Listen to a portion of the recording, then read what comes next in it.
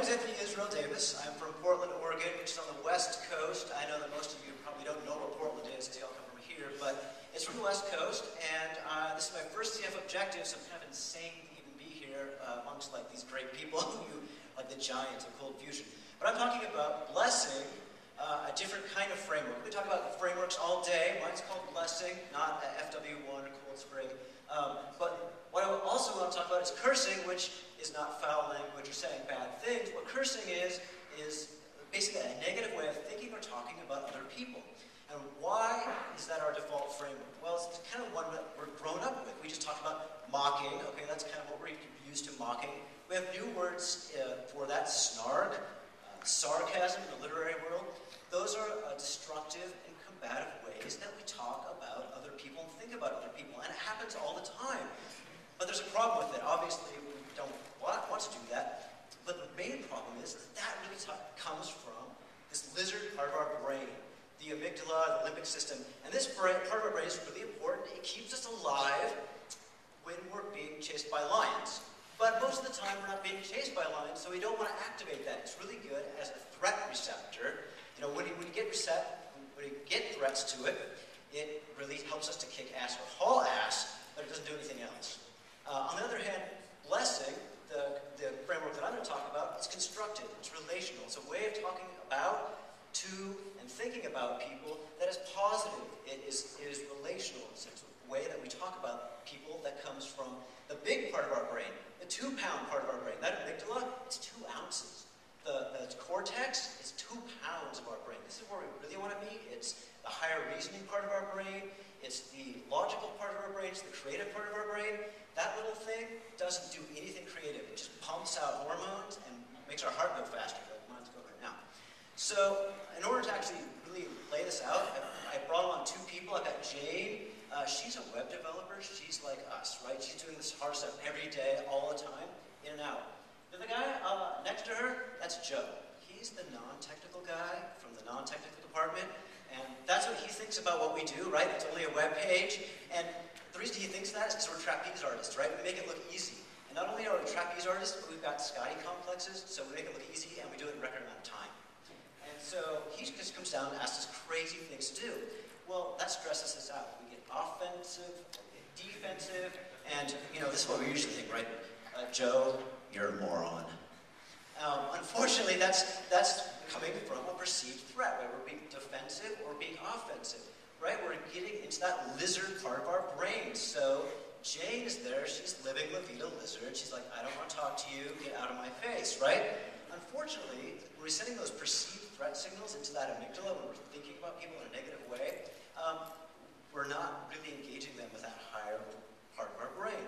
The problem with this, though, is that Joe really didn't come down to threaten us, right? Joe, well, he's not a zombie. He didn't come down to eat your brains, right? You don't want to really get into that place. You're not going to kick his ass or you're going to haul ass, right?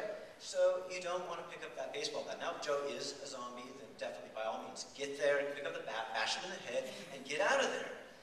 So how are we going to get from this sort of place where we're living in that threat zone into that higher place? And this is where my framework comes in.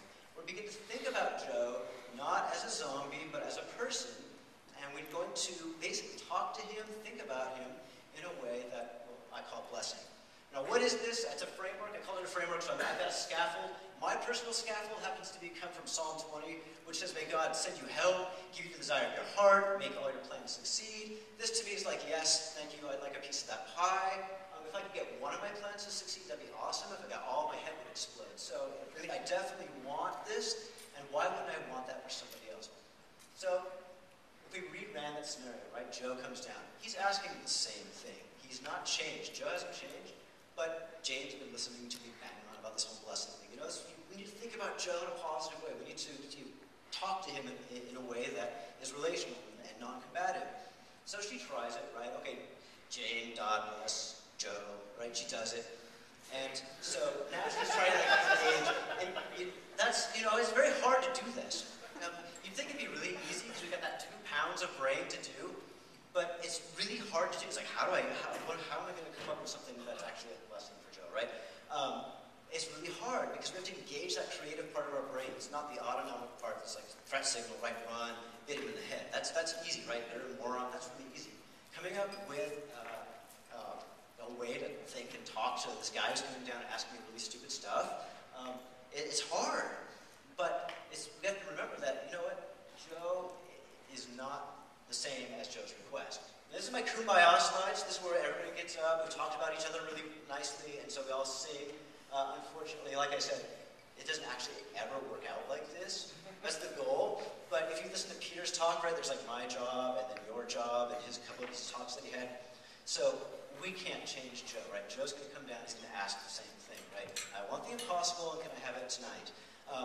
But we're engaging Joe in a different way. So we might not transform Joe, but we might transform us, right? We might get out of that threat zone and into our higher range, into a place where we're actually engaging in a creative and relational way. Hopefully, it will help our relationships, right? It will help us to relate with Joe in a way that's positive and not simply like want to bash his brains out. And finally, it will be a positive way to engage with the community, right? They're going to catch that relationship. They're going to catch the way we're talking and dealing with people. So it's going to affect our community in a positive way. Well, I hope that this gave you something to think about. And if you think it's going to work at work, try it at home with your spouse or kids, because it's going to be awesome. Thank you, and that's my time.